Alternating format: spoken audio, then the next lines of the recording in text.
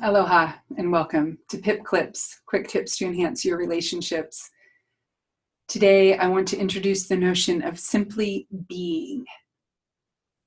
I often have an opportunity to let go of the trappings of who I think I'm supposed to be and embrace who I truly am. And when I do that, and I give permission for my children and my husband and my clients to do that, something miraculous happens. There's a subtle shift that is actually quite powerful and really not so subtle.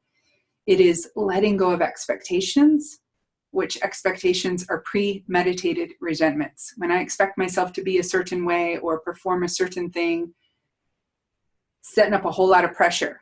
But when I can relax into my core beingness, when I can surrender to the success of this moment, I am powerful beyond measure. In fact, I am a tender, powerful, generous woman. And so I invite people, what is your contract with yourself? What is something that you've learned on this journey of transformation as you become the leader of your own life, as you step into supreme sovereignty of your own island? In another way of putting it, it's, are you the queen of your own life? Have you stepped into the role of royalty in your own well-being? Are you the king of your life? Think about that. And some inspiring words in our PIP clip today come from Thomas Merton. And I do believe Thomas Merton believed in the power of partnership. He was a contemplative monk, but I think he paid attention to the space between his thoughts. And he certainly contributed a lot to the richness of spiritual reflections. This is an oldie but a goodie. I've carried this around for many, many moons.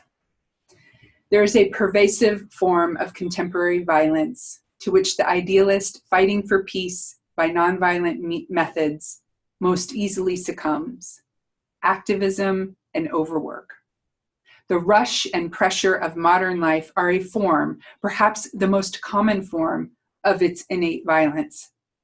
To allow oneself to be carried away by a multitude of conflicting concerns, to surrender to too many demands, to commit oneself to too many projects, to want to help everyone in everything, is to succumb to violence.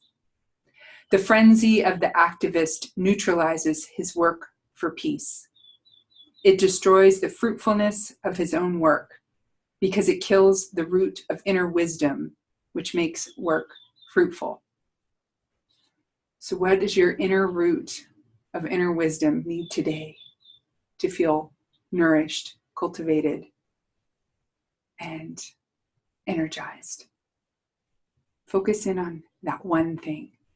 Keep it simple, keep it specific, simplify to amplify. Let go of too many conflicting concerns.